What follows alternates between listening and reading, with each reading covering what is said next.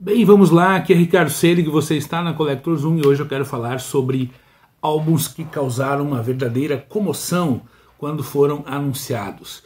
Discos que o mundo praticamente parou para ouvir. E essa expectativa altíssima foi causada, de modo geral, por um retorno de formações, mudança de formações, retorno de formação clássica, assim, ou por um período muito longo de inatividade de algumas bandas. Discos que, por exemplo, sucederam grandes sucessos também, onde a banda tinha que dar o próximo passo, então quero falar sobre 10 álbuns que têm essa característica aqui. Começando com este aqui, o Load do Metallica. Ele foi lançado 5 anos após o Black Album, a expectativa cada vez mais aumentando em relação a esse disco. O Metallica passou 3 anos em turnê, se não me engano, durante a turnê do Black Album. E quando foi lançado o Load, em 1996, ele chocou no início por causa disso aqui, por causa do visual da banda. Os caras de cabelo curto, com um visual mais alternativo, usando algumas maquiagens, inclusive, se aproximando, de modo geral, até, não só do rock alternativo daquele período, mas até meio com visual meio emo, assim. Então isso chocou mais do que a música. E a música também não tinha nada aqui do thrash metal dos 3 primeiros álbuns, 4 primeiros álbuns, né? Aqui o Metallica foi para um lado mais próximo do rock alternativo, com influências de Southern e de country music. Chocou bastante aquela época, muita gente detestou esse álbum. Eu confesso que eu gosto, desde o início eu gostei, e ele é um dos meus álbuns favoritos do Metallica. Na sequência, o disco que define a expectativa, né, do que se esperava de uma banda, o Chinese Democracy, do Guns N' Roses. Esse álbum foi anunciado em meados dos anos 90 e foi lançado apenas em 2008. Quando ele foi anunciado que a banda estava trabalhando nele, tinha os músicos originais ainda. Quando ele foi lançado só tinha o Axl Rose cercado aqui por diversos outros músicos, uma banda gigantesca. O Chinese Democracy ele gerou controvérsia não só por essa mudança de formação, mas também pela sonoridade.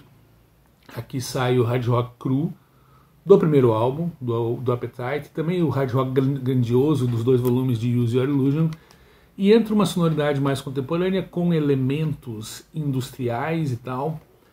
É um álbum que na época, no geral, todo mundo não curtiu. Mas é um disco que vem sendo reavaliado e o pessoal vem redescobrindo, tá? Eu não acho que ele seja essa enorme porcaria que fala, não acho que ele é um disco nota 8 e vale a pena dar uma olhada, tanto que os próprios músicos do Guns, que não gravaram ele na época, principalmente o Slash, vive elogiando, e a banda tem tocado músicas desse álbum na turnê. Na sequência, um dos discos mais esperados da história, o Brave New World do Iron Maiden. Disco que marcou o retorno de Bruce Dickinson e Adrian Smith para a banda e o início da formação sexteto, com 3 guitarristas. Iron Maiden dos anos 90 teve uma queda muito grande com os álbuns com o Blaze Bayley no vocal, o X Factor e o Virtual Eleven. Os shows ao vivo também decaíram muito devido ao fato do Blaze não conseguir alcançar as notas originais gravadas pelo Bruce Dickinson. A banda foi encolhendo, teve uma turnê sul-americana, passagem pelo Brasil, inclusive, antes de anunciar a mudança, bastante conturbada e tal. Daí quando anuncia em fevereiro de 99 e lança em maio de 2000, é uma catarse coletiva, tá? Um dos melhores álbuns do Iron Maiden. Aqui as músicas ficam mais progressivas de vez, ficam mais longas, mais intrincadas. Ao perfeito com clássicos como Wicker Man, Ghost of Navigator, Brave New World, Blood Brothers. É um excelente disco, um dos melhores álbuns do Iron Maiden, um dos meus álbuns favoritos do Maiden, tá? Um disco mais recente agora, lançado em 2013, o 13, o The Thing do Black Sabbath. Primeiro álbum com o Ozzy desde 1978, desde 35 anos, tá?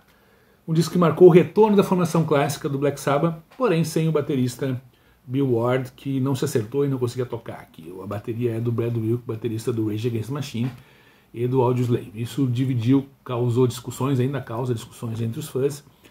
Mas é um álbum que conversa muito com o legado do Black Sabbath. Canções arrastadas, riffs demoníacos, aquele clima sombrio. Eu gosto muito deste disco, gosto bastante, penso que foi um fechamento muito apropriado para a carreira do Black Sabbath.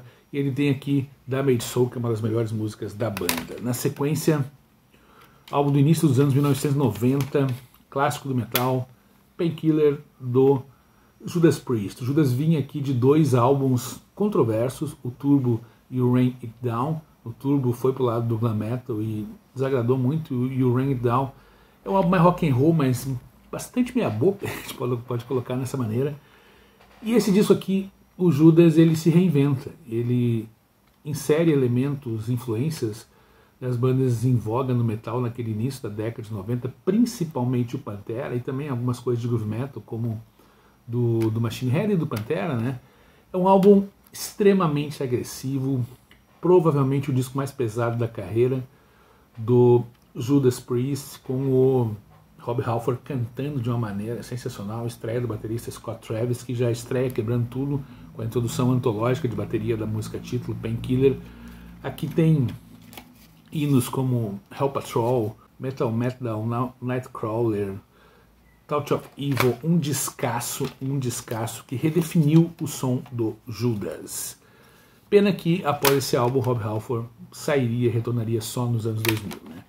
Agora um disco que demorou 13 anos para ser lançado, e já imagina daí como é que ficou a expectativa dos fãs, já que a banda já era cultuada, né? Ficar 13 anos sem lançar um disco. Estou falando do Phil Inoculum, do Tool, até agora o álbum mais recente do Tool, lançado em 2019, então já faz 6 anos que a banda está sem lançar nada.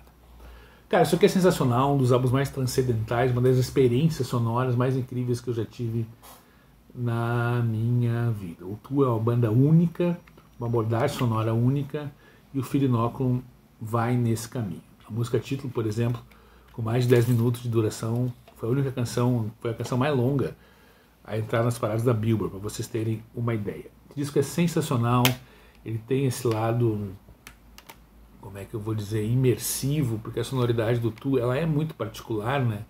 Ela é muito imersiva, muito levada, conduzida pelo baixo aqui, pela percussão.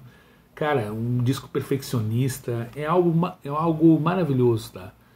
Recomendo, nunca ouviu o Tool, pode começar por aqui que vai adorar.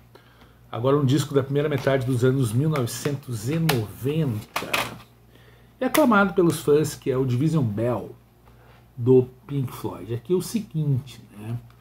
O Pink Floyd havia lançado já o A Momentary Lapse of Reason em 1987, esse aqui é o segundo álbum sem o Roger Waters, e é o álbum definitivo sem o Roger Waters, porque ele é muito superior ao A Momentary Lapse of Reason. Disco aqui composto pelo David Gilmour e pelo Richard Wright, primordialmente, assim, que mostra que a banda poderia sobreviver sem o Roger Waters, ainda que o Roger Waters seja um gênio, tá? Eu adoro o trabalho do Roger Waters, ele é o principal responsável pelo Pink Floyd chegar onde chegou. Aqui capitaneado pelo David Gilmour, é um disco clássico da banda, um disco maravilhoso, canções muito boas, principalmente High Hopes, que fecha o álbum aqui, se transformando em uma das melhores canções mais adoradas pelos fãs. Além de tudo, esse disco gerou uma turnê antológica que gerou um álbum ao vivo antológico, que é o Pulse. Incrível, recomendo. Disco de 2012 agora, também marcando um retorno, A Different Kind of Truth, do Van Halen. O Van Halen não gravava um álbum com o David Roth há 28 anos, quase 30 anos, desde 1984, lançado em 1984. Aqui retoma com o David Roth nos vocais no lugar do Sammy Hagar, e aqui com o Wolfgang Van Halen no lugar do Michael Anthony no baixo, que causou uma certa controvérsia, mas só para puristas, assim, porque o Wolfgang já mostrou que é o herdeiro legítimo do legado do pai, né? Esse disco é interessante porque ele resgata, na sua grande maioria, canções do início do Van Halen, que nunca tinham sido lançadas originalmente. Então tem canções lá das demos iniciais e aqui foram resgatadas. Então ele tem um clima, essa fase inicial do Van Halen, que é bem diferente, né? O som do Van Halen com o David Roth e o som do Van Halen com o Sammy Hagar são praticamente duas bandas diferentes. Então aqui essa pegada mais incendiária, com a guitarra do Red Van Halen comendo, detonando tudo. Uma pena que o Eduard Van Halen acabou falecendo em 2020. porque o Van Halen poderia ter gravado mais álbuns, a carreira inteira poderia ter gravado mais álbuns, né? Enfim, mas aqui o fechamento. Depois um disco lançado em 1998, o Psycho Circus do Kiss, aqui com essa capa holográfica, né, que fica mudando aqui. Aqui o disco que o Kiss reuniu a formação clássica, primeiro álbum com a formação clássica desde o Dynasty, de 1979. Então, aqui praticamente 20 anos, mais de 20 anos, praticamente 20 anos sem o Peter Criss e o Ace Frehley. Causou uma comoção, os dois voltaram no Acoustic MTV. Esse disco, no entanto, os dois participam pouco, porque no geral quem toca aqui são músicos de estúdio contratados, mas foi um evento midiático, a turnê também foi uma turnê muito midiática, com o óculos 3D, passou pelo Brasil e tal. A música título se tornou um clássico, Psycho Circus, e é um disco interessante, vale a pena ouvir, vale a pena ouvir. Ele não é não está à altura, por exemplo, dos grandes álbuns do Kiss, mas é um disco muito bom e que vale a pena e muito simbólico por essa reunião, né? E fechando, Vapor Trails do Rush, um álbum que mostrou que o Rush ainda fazia sentido, não só fazia sentido, mas ainda estava vivo, porque ele foi lançado após toda a tragédia que aconteceu com o baterista Neil Peart. O Neil Peart perdeu a filha e a esposa num período muito curto, de 1 ano, e daí resolveu se afastar da música. Ficou 3 ou 4 anos rodando o mundo de moto e tal. Foi lançado em 2002. Ele é bastante pesado, é guitarra, baixo, bateria. Um disco abrasivo, assim, as letras muito fortes, como sempre, do Neil Peart, mas aqui com ainda mais significado devido a tudo que ele viveu. É um álbum que foi muito aguardado pelos fãs do Rush. Ele é um disco que ele tem uma sonoridade que foi bastante criticada, a mixagem, na verdade, depois ele foi remixado e tal, mas ele é um álbum muito pesado, mas principalmente um álbum que mostrou que o Rush ainda tinha algo a dizer, ainda estava vivo, principalmente. Tá? É um álbum de ressurreição da banda, mas principalmente do Neil Peart. Então aqui, 10 álbuns que o mundo parou para ouvir. Diz aí se você também parou para ouvir esses discos. Fala de outros álbuns também que causaram uma comoção muito grande, uma expectativa muito grande. Comente, dá like, inscreva-se no canal e ajude a divulgar a palavra da Collectors On Tap.